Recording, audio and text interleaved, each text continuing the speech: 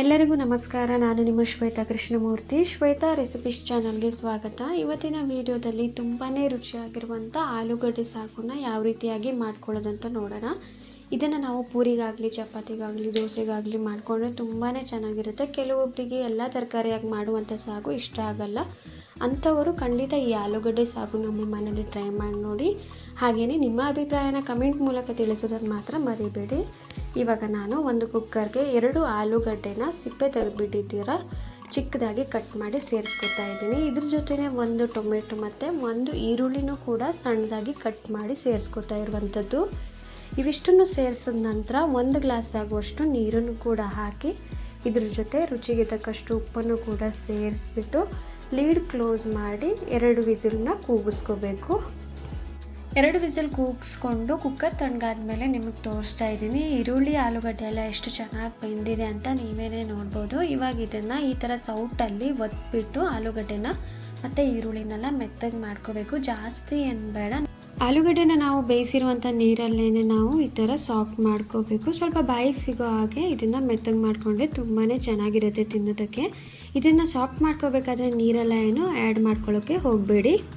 ಇವಿಷ್ಟನ್ನು ready ಮಾಡ್ಕೊಂಡ ನಂತರ ಇದಕ್ಕೊಂದು ಒಗ್ಗರಣೆನ ರೆಡಿ ಮಾಡ್ಕೊಳ್ಳೋಣ. ಒಗ್ಗರಣೆನ ರೆಡಿ ಮಾಡೋದಕ್ಕೆ ಒಂದು ಪಾತ್ರೆಗೆ 4 ಸ್ಪೂನ್ ಆಗುವಷ್ಟು ಅಡುಗೆ ಎಣ್ಣೆನ ಹಾಕ್ಕೊಂಡಿದ್ದೀನಿ. ಎಣ್ಣೆ ಕಾದ ನಂತರ 1/4 ಸ್ಪೂನಷ್ಟು ಸಾಸಿವೆ, 1/4 ಸ್ಪೂನಷ್ಟು ಜೀರಿಗೆ ಮತ್ತು ಕಟ್ ಮಾಡಿರುವಂಥ ಕರಿಬೇವಿನ ಸೊಪ್ಪನ್ನು ಸೇರಿಸ್ಕೊಂಡು ಗ್ಯಾಸ್ನ ಆಫ್ ಮಾಡ್ಕೋಬೇಕು. ನಂತರ ನಾವು 1/2 ಸ್ಪೂನಷ್ಟು ಖಾರ ಪುಡಿ, 1/4 ಸ್ಪೂನಷ್ಟು ಅರಿಶಿಣ, 1 ಸ್ಪೂನಷ್ಟು ಧನಿಯಾ ಪೌಡರ್, 1/2 ಸ್ಪೂನಷ್ಟು ಗರಂ ಮಸಾಲ ಮತ್ತು 1 ಸ್ಪೂನಷ್ಟು ಸಾಂಬಾರು ಪೌಡರ್ನ ಸೇರಿಸ್ಕೊತಾ ಇದ್ದೀನಿ. ಸಾಂಬಾರು ಪೌಡರ್ ನೀವು ಬೇಕಂದರೆ ಸೇರಿಸ್ಕೋಬೋದು, ಇಲ್ಲ ಅಂತಂದರೆ ಸ್ಕಿಪ್ ಮಾಡ್ಕೋಬೋದು.